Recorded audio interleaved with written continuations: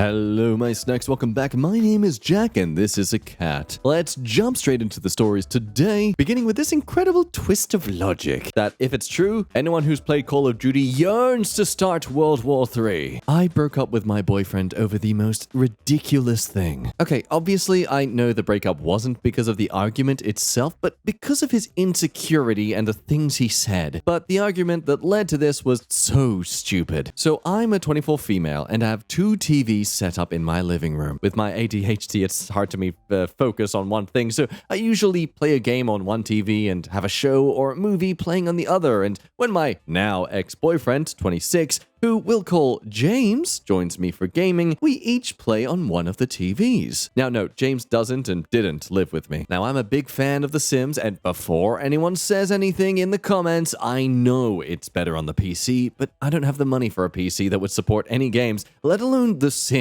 So I play it on my PS4. Last night, I was playing The Sims 4, while James was playing Red Dead Redemption. Now, if anyone here isn't a player of The Sims, you should know that most people play the game mostly to torment their Sims or give them the messiest lives possible. So, I was playing as a Sim who has several baby daddies and multiple side pieces while trying to become famous and making enemies left and right. Honestly, it's pretty tame for most Sims players in my opinion. But James glances over at my TV and sees my Sim Elise romancing her latest conquest and says, "Isn't that a different guy than the one you were on a date with earlier?" Not thinking anything of it, I said, "Yeah, Elise has like 20 boyfriends and 3 fiancés." James lost his mind. He started shouting at me almost immediately, asking me why I would be playing as someone ran through. Ugh, I hate that phrase. And unfaithful. I pointed out to him that it's just a game and I hadn't even been playing as a Sim of myself. Elise doesn't look anything like me. Though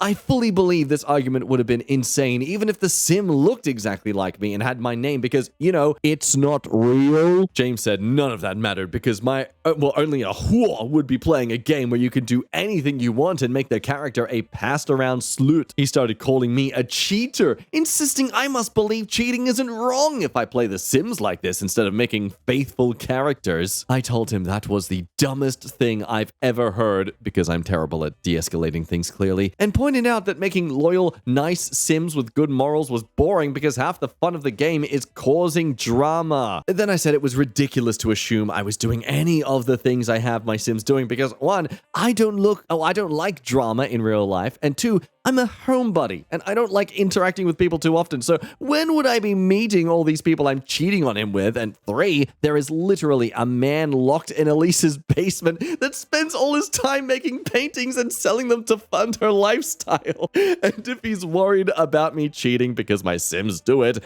he should be checking my basement for captives. He said I was trying to distract him from my cheating and insisted on going through my phone. I told him there was no point. I wasn't going to keep dating a man who would call me a cheater and a whore because of a video game, and broke up with him. He yelled and shouted about this, proving his point. My refusal to let him go through my phone obviously meant I was cheating. The entire time, I packed up everything he had laying around my apartment. I got all this stuff together, handed him the bag, and told him to leave or I'd call the cops. I knew he would likely tell our mutual friends that we'd broken up because I had cheated, but my mama raised a petty bitch. So as soon as he left, I sent a mass text to all of our friends, my family, and his sister. I don't have his mom's number, but his sister is a gossip, so she'll tell her. I pasted the text below. Hey everyone, I just wanted to make you all aware that James and I are no longer together. James decided that me having a Sim in The Sims 4 that had multiple boyfriends meant that I must be cheating on him. James used this misguided belief to justify screaming at me and calling me names I won't repeat here. I know you're all aware that I don't believe in tolerating any mistreatment in a relationship, so it shouldn't surprise any of you that I ended things. Feel free to reach out through text, but I'm understandably emotional right now, so I might take a day or two to respond. I sent it before he made it home and got a chance to spin the story to fit his version, and so far the only people who've reached out at all think it's just as ridiculous as I do. I've blocked James, and so far no one has said anything about his reaction to this, but I'm sure he'll be mad. Our friends all seem to think he's insecure and acted like a child. You know, props to OP for jumping the gun here and getting to all the friends before he could. And I mean, it's so quick to easily dismantle his own logic here by literally spinning it back on him. He is playing the equivalent of Grand Theft Auto in the Wild West. If you want to argue she is all those things, my man, then she should be calling the police on you for willing to kill and steal and murder or whatever all the crimes you do in that game. Oh, well, I only play video games where I do things that I already do in real life. So that pretty much narrows it down to Power Wash Simulator and Resident Evil. I mean, as other fellow gamers say in the comments, to do all the things we do in video games, like, they require stamina and effort. I'm not crawling through dungeons in Baldur's Gate 3 and confidently telling a giant troll to go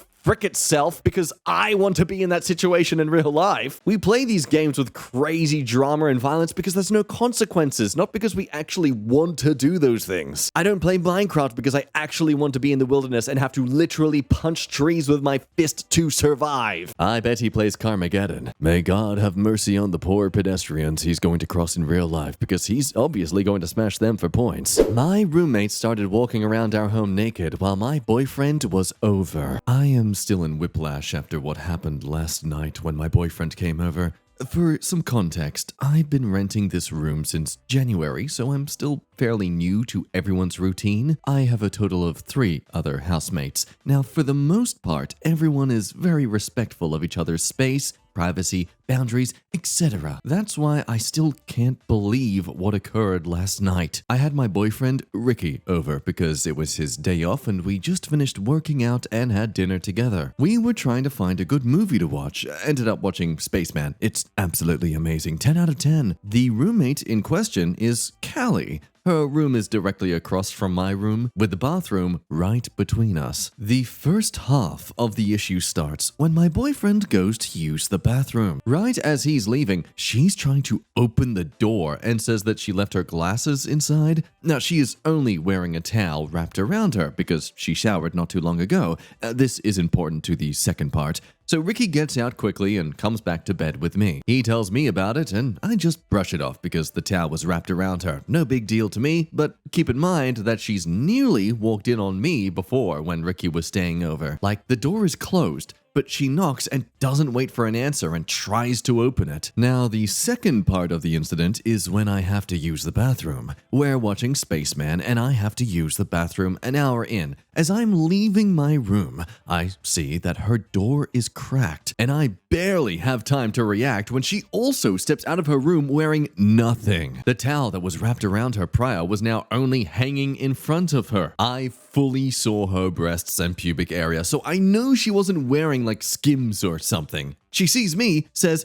"Oh," and I'm just in shock and I say something like, "Oh, do you want to go first?" I go back in my room and tell Ricky what happened. Now, I already have my opinions on why that happened and why she did what she did. But my question is, what the hell do I do about it? Is the best course of action to confront her? I'd personally love to avoid any conflict because, again, I've only been living with them for a couple of months and I think having a convo about seeing her naked is very uncomfortable for the both of us. One solution Ricky said was that we go to the bathroom together from now on, but I know that's not exactly plausible because he has to use it much more often than I do. I really don't know how to go about having that conversation if I even need to have it, so any advice you have for me, I would really appreciate. I mean, not to mention the discomfort. I mean, Hey babe, I need to go poo really bad. You want to join me? We'll hold hands.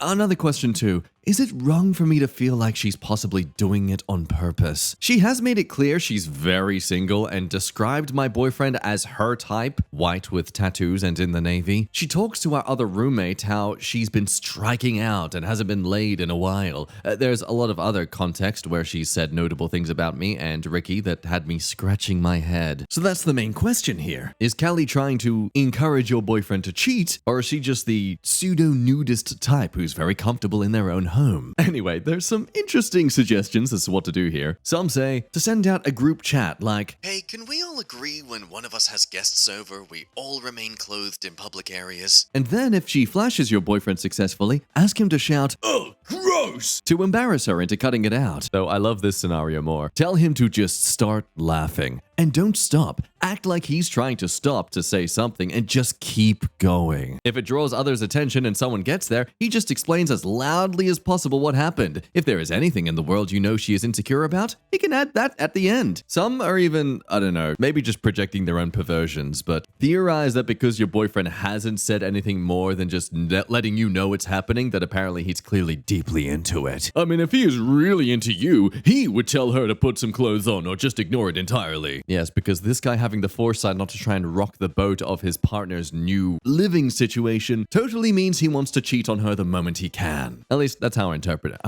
That's how I interpret the guy here. Like, really, what is this guy expected to do? I'm just a guest at this place and you should dress like a nun for me at all times when I'm around. So we're left with those options. Mutually request that when we have guests over that all our clothes stay on, or acknowledge the fact that maybe Callie was just assuming you two weren't around for her to sneak into the bathroom herself. You were both clearly watching a movie in your room at the time. Makes sense she'd think that the coast would be clear. Well, despite what may be their efforts to not rock the boat in this household, in this update a day later, OP ends up doing just that. Okay, so here's the update for my situation. I've tried to make this as concise as possible. Just know that I am gobsmacked by what our third roomie, E, has told me. I texted her yesterday while we were both at work to see if it's normal for that to occur. Elena, E, said that we could talk later in the evening, and we did. To start off with, Callie is 37, not 27 as she has told me. Even the Facebook ad for the room said everyone is in their 20s. Come to find out, that's not true. But I mean, good on her because she did look older, just not 37 older. Now, Elena has been a roommate with Callie for much longer than me. She's communicated to me her shock that it happened and said Callie is more often than not drunk as hell. She's an alcoholic, and last night when Elena and I had our convo, Callie was drinking in her room, stumbling around, and broke the shower rod in the bathroom. Elena said that Callie was drunk the night that she came out naked. And our fourth roommate,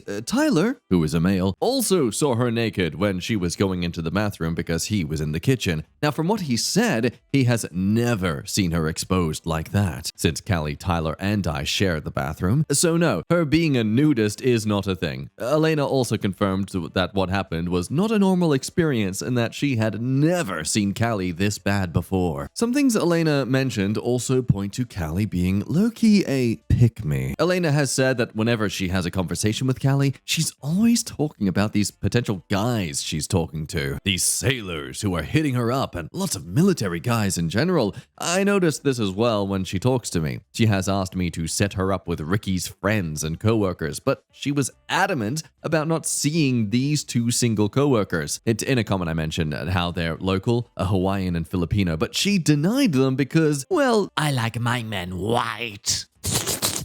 And also, the guys that would be considered her type are our age, much younger, and a lot of them are already seeing someone. We actually hooked up one of Ricky's friends with my own girlfriend, so that was really fun. In fact, when Elena met Callie was talking about how she loved black men. Then when Elena started seeing white guys, Callie started talking about liking them too. Elena has never brought a guy home until last month because of Callie. Take that how you will. And so many small details that didn't make sense in my mind about Callie finally came together when Elena started talking about her experience. Like how Callie would have the same conversation over and over again with me. Likely because she can't remember them. About Ricky, what he does in the Navy. He's a master at arms, meaning he's base police. And what gate he works at, how I sleep over at his place but I'm not supposed to, etc. This detail is only important here. Callie does work with the Navy base housing and she does have access to the base. Her asking about what gate he works at was very unusual because the person you see at the gate is different every day. And she's asked multiple times about which gate he works at. So we can add to Callie being a stalker to the list of weird things about her. There is also an instance that I'm pretty sure Callie was flirting with my dad when he came over to help me move a couple of times. And afterwards, she said how I should let her know if my dad is coming because she didn't know that day. Now, the next time that I texted that I was coming to move, she was wearing a red strapless bodycon dress. It's apparently one of these, according to a Google search. Really? You're gonna casually wear this out and about in your house?